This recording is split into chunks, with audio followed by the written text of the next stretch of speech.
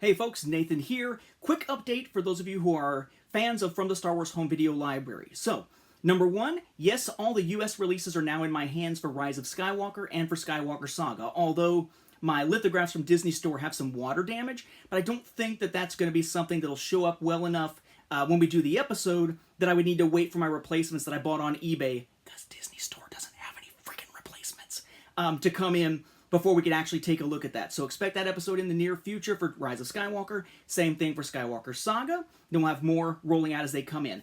I want to take a moment, though, to correct something that I'm going to correct in the Skywalker Saga episode, but I wanted to address here real quick, just to make sure that it is addressed soon. It's also been addressed in the description of episode 261. That was the episode where I went and looked at all those recent new releases for March 31st in the US of the Ultimate Collector's Edition, the 4K/Blu-ray/Blu-ray bonus disc/digital releases for episodes 1 through 7 and Rogue One. There was one thing that I had said in error, because I was in such a rush to get that episode out to everybody, that I sort of skimped on what I was looking at before doing the episode. So, you may recall that I mentioned that if you pick up that 4K release as a standalone, and it's in the Skywalker Saga set of The Force Awakens, that what you got were essentially the new 4K disc, but then the Blu-ray bonus disc and the Blu-ray film disc that were from the 3D Collector's Edition. That is true from a certain point of view. All of the video content on both of those discs are exactly the same video content as from the 3D Collector's Edition. However, they did update the menus to match the other films, and they did update the labels very slightly to match the other films. So we'll take a look at that when we do the Skywalker Saga set, but for those out there who are really on the nitpicky side, yes, I've noticed. I hadn't noticed at the time. I'd love to say it was just a matter of me saying, it's the content they care about, it's the same friggin' stuff.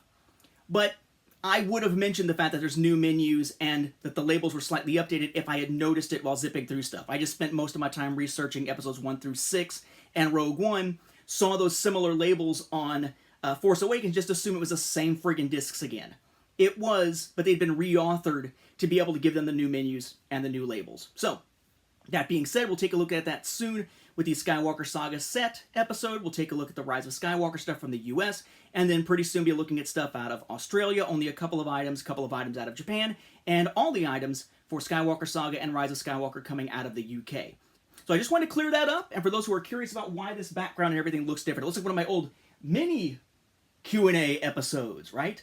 I'm actually about to record this month's exclusive Q&A episode for the Nobility of the Butlerniverse tier over on Patreon. So now you can sort of see what they see when it comes to the background, at least. Thanks for your attention. Thank you for watching. Thank you for putting up with that mistake. I would say it won't happen again, but mistakes happen. Not perfect, as my wife will attest. Plenty. And people who tend to hate those who enjoy both canon and Legends would say also. And those who would say that you should hate the sea. You know what? Lots of people would say it. We'll leave it at that. Thanks, guys.